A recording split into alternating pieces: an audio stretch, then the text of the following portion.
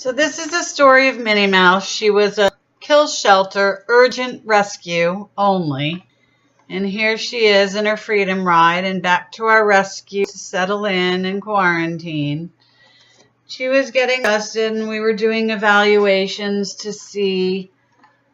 She was very neurological and she was rescued as a CH, cerebellar hypoplasia kitty, but I had my reserve opinion on whether I believe that or not. So I had a consultation with a neurologist who also confirmed that she definitely was neurological, but probably more towards trauma or toxicity rather than a cerebellum injury. So anyway, we still went and consulted with different veterinarians and different specialists and test after test and blood work and x-rays and trying to figure out what was wrong with this little baby who was 5 months old and weighed less than 2 pounds. It was unbelievable, how she even survived to get through what she did at the kill shelter, and then all the antibiotics and toxins and vaccines that she got that she never should have gotten, being as weak as she was. And she fought harder than any little kid I've ever known. And every day she struggled to breathe and had terrible respiratory infections. And we had to keeping her on steroids and antibiotics just to keep her alive. But in the same sense, we knew she was so toxic. But what were we going to do? We had to get her better. So it was just, touch and go every day.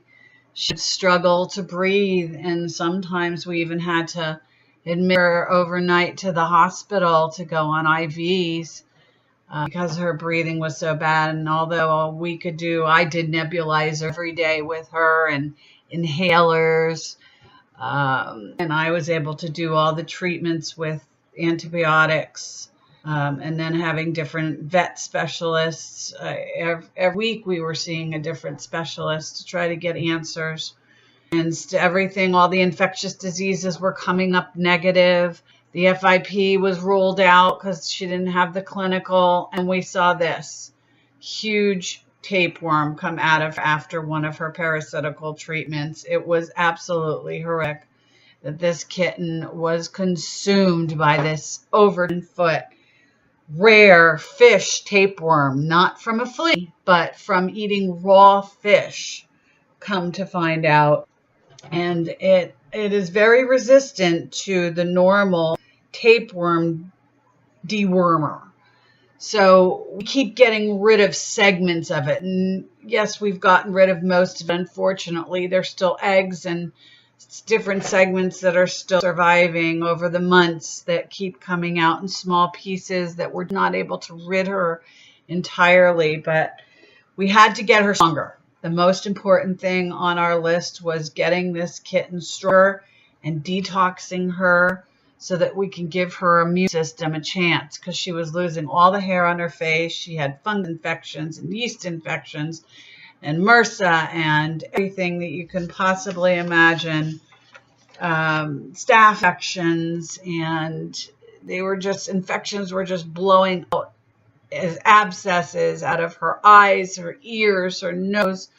So the good news is terrible as she looked at certain times, the infections were coming out. We just had to keep her strong and keep her happy and keep her fighting so that she would overcome being so sick.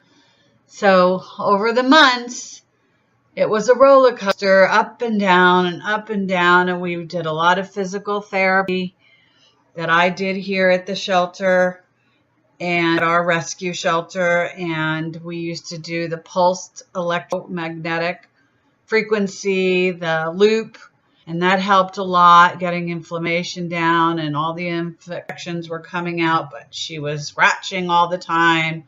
To an eye specialist, I went to an allergist, and it was just one misdiagnosis after another, and just putting more toxins into her to try to get her better. We were just killing this poor kitten.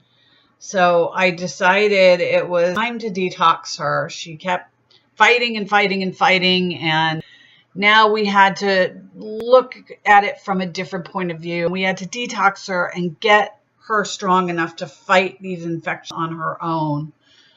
Otherwise, she wasn't going to make it. So I started a detox, and then I was referred to an amazing holistic vet who did unbelievable detox and magic powders, and now she's getting ozone therapy every single week and getting stronger and stronger, and her hair's growing back, and I built her a modified bunny cage with ramps so she can get up and down and have more room to come to the house and get to know the other cats now that we knew that she wasn't infectious to the other cats, that she needed to come in and be in the house and be around, some incentive to give her life.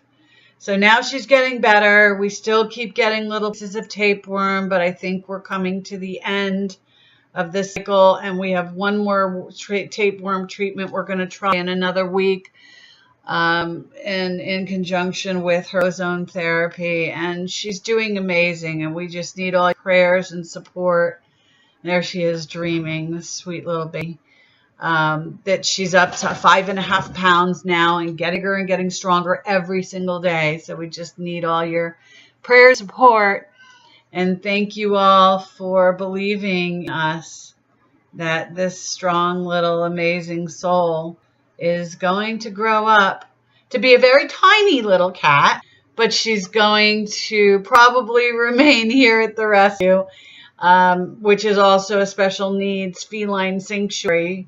There's a lot of cats we have here that were unadoptable because they have needs that a lot of people can't meet and are not qualified to handle. So she's more than welcome to stay here, as we've all grown attached to her and become an amazing addition to our special needs sanctuary.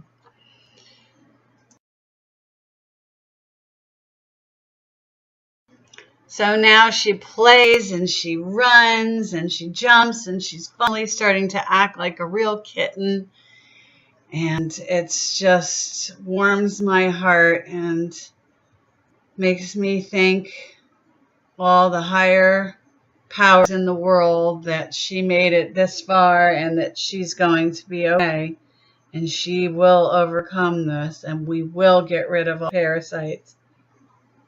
And we will get better, and she's going to grow up to be an amazing little kitty, and we love her here so much. And all the other cats are now used to her, and she's just become one of the family. So here we go with the amazing story of Minnie Mouse.